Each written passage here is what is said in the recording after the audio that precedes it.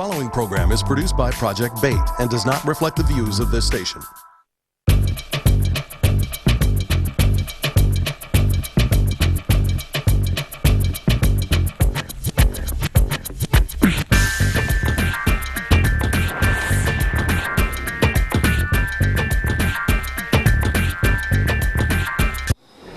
Hi, this is Effie the Councilwoman, and we're here for another Rambeau report. It looks like you have a book there that you want to talk about, Mr. Rambeau. As you know, we're in the closing phases of Black History Month, and that we also have heard a great deal in the community about the reading problem that black students have. In point of fact, we have, generically speaking, throughout our community, a reading challenge. It's not a problem so much as a challenge. And the only way that we can develop our skills is that people value the craft, the skill, the work that is necessary to go into the development of reading skills. Part of that is, in terms of what we do, is to focus on books that relate specifically to our community and have a theme of uplift, of change and redemption. And this book, Street Shadows by Gerald Walker, certainly has that. It is a memoir as such about his life, in which he talks about his upbringing in the projects of Chicago, his involvement in crime and drugs, use and sale with gangs, his employment development in terms of small-time jobs, and finally his motivation to get out of the street life, go to college, and have a life of a normal person.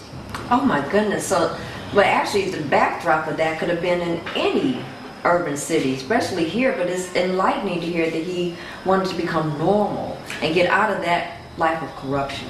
Absolutely. And the important thing of it, and his book to a certain extent reads like a parallel volume to Malcolm X. The difference, obviously, is that Malcolm went into the religious institution, whereas Walker went into the academic institution. He eventually got a series of degrees and became, and I assume still is, an English teacher at Eastern University. And he talks, what makes it interesting, among other things, is his segueing back and forth in terms of his life on the ascent and his life in the Chicago ghetto. And frankly, he had a great deal of luck in terms of getting out of street life. He had an instructor who took an interest in him and told him that he was going to help him succeed. Obviously, the brother had another thing in his favor, and that was good genes. He was smart. He had skills. He had the basic native intelligence to succeed. But he also was. He got into very difficult circumstances, but he always managed to get out.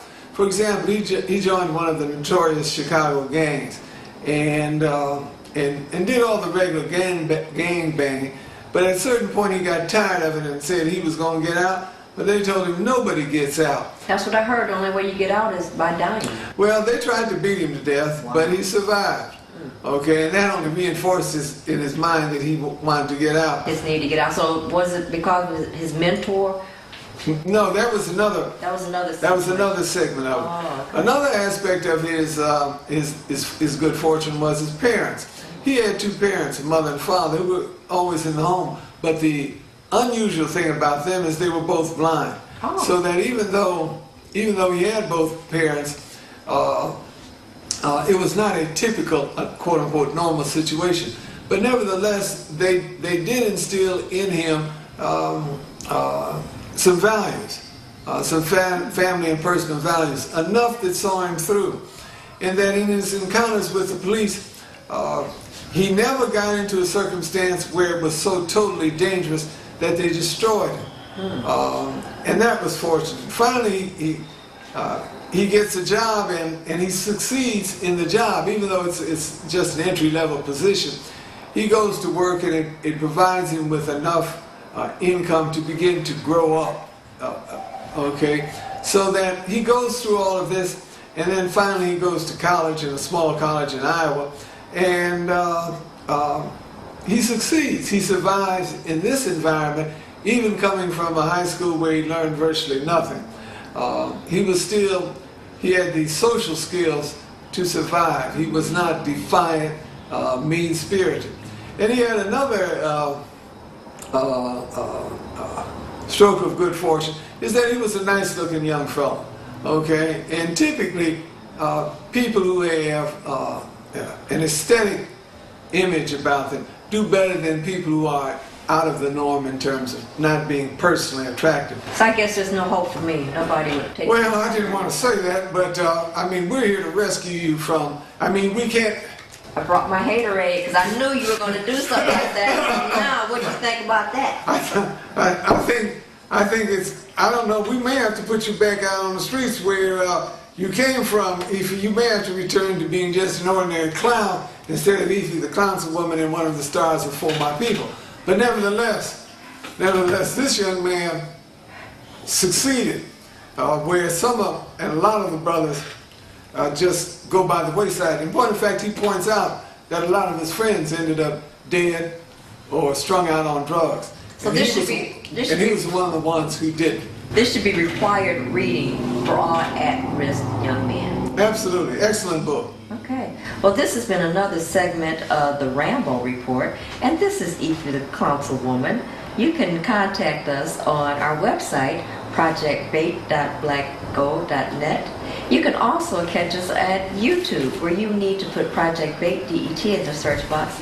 And if you're interested in having Effie the Clown appear at any of your events, give us a call at 313-871-3333. Bye-bye. You end up back on the streets of Detroit. A councilwoman in search of a job.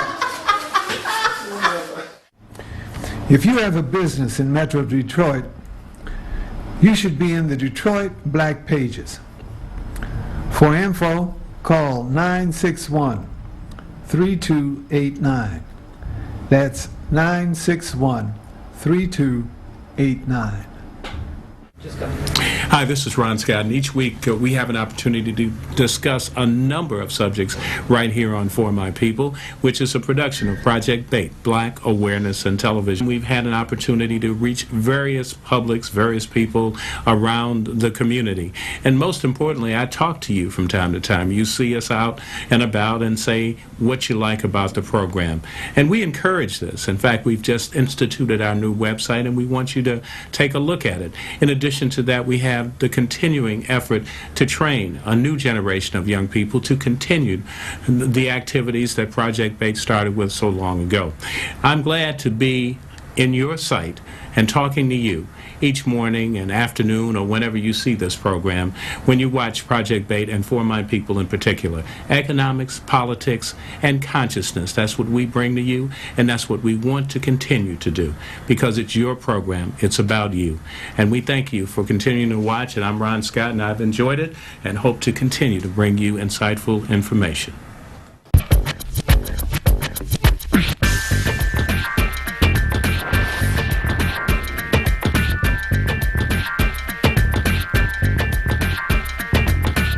The preceding program was produced by Project Bait and does not reflect the views of this station. Interested in a career in a media